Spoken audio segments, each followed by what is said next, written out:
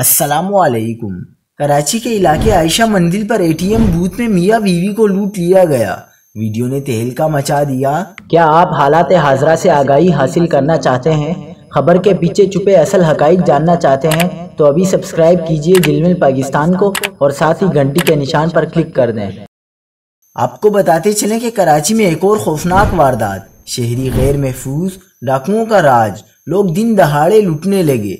आयशा मंदिर पर एटीएम में मियां बीवी को लूटने की वीडियो सामने आ गई। डाकू ने शोहर से रकम छीनने के बाद खातून से चूड़ियां भी उतरवाई। वीडियो में देखा जा सकता है कि डाकुओं ने मियां बीवी को जमीन पर बिठा दिया। दोनों बेबसी से रकम और जेवर देते रहे।